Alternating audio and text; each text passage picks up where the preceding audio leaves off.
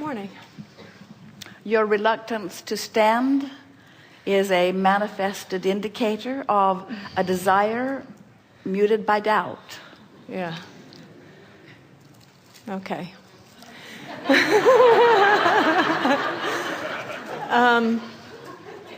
Desire one, Yes. you lit up. Like, I feel like sometimes, like in the morning when I wake up, I'm filled with a lot of negative energy.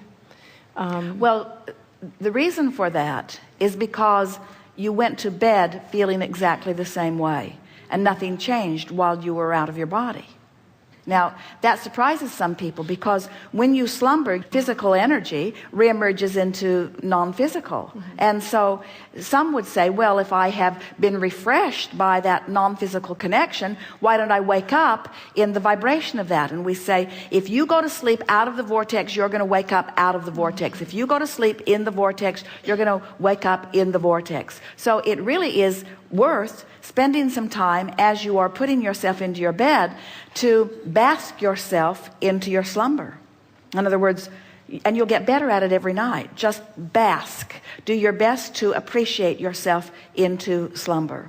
And so think about it. In the beginning, it seems that most of you make a decision that you're going to shift your vibration when something is troubling you. And that's the hardest time to do it, because when something's troubling you, it's active in your vibration. There's an interest going on. So if something's active in your vibration, then you feel it. Sometimes before a seminar, Jerry and Esther will feel the energy of participants who are beginning to gather. And energy is like conversation. In other words, when you are sensitive to energy, you can feel it. So as you have something going on, you've been beating the drum of something in your life experience, it's active in your vibration. And now think about it. Being in the vortex means deactivating anything that is resistant in nature. So a very good way to go to sleep is to meditate yourself into slumber, because when you meditate, you raise your vibration, and right before you drift to sleep, you have a very good shot at being in a higher vibration before you go to sleep. So bask yourself to sleep, or meditate yourself to sleep. And then first thing in the morning when you awaken, lie there longer and try to reclaim those things of appreciation. And in the moment that it turns a little bit, get right out of bed.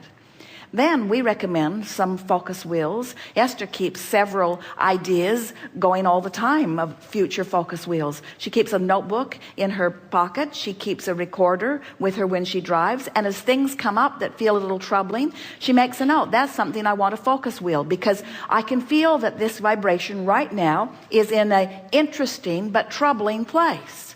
And I want to move it from a troubling and interesting place to a not troubling and interesting place. In other words, it's so fun to move vibration on subjects. Once you get the hang of it, you'll find yourself really interested. You'll see something happen in a campground, which kind of represents something that's going on economically, and it gives you something to focus wheel on. You'll see a father mistreating a child, and it gives you something to focus wheel on. You find yourself stuck in traffic when you don't want to be. You find yourself with something to focus wheel on. So now you're awake the next morning and you bask yourself to sleep. So you woke up feeling pretty good. So now you've sort of got a run on it. The probability of being in the vortex for a while this morning is greater than ever before, just because of the small effort you made the night before and thinking about it the next morning. And now when you get out of bed, brush your teeth and get something to eat, but then take your list and go do some focus wheels. You know what they are?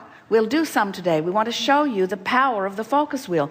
The focus wheel is where you focus yourself from outside the vortex into the vortex. It's where you take a current condition and you move it vibrationally to an inside the vortex position. And then from your focus wheel, go right into a list of positive aspects, and if you can, into a rampage of appreciation. And if you did that for a week full of mornings or a month full of mornings, you would shift your vibration so substantially that those hopes and dreams that you've been launching into your vortex through many, many years would now be interesting. They would be something that calls you. You would find yourself fascinated by the idea of it.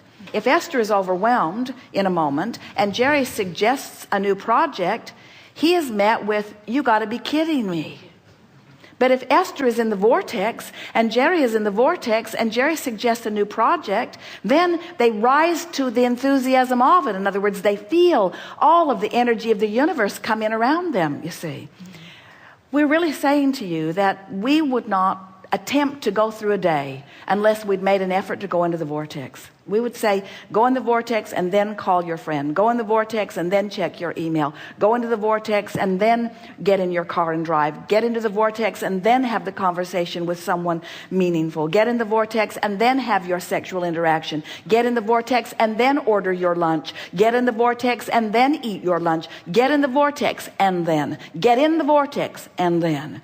And discover how interesting and rich the in the vortex life can be, you see. Enough? All good. Thank you.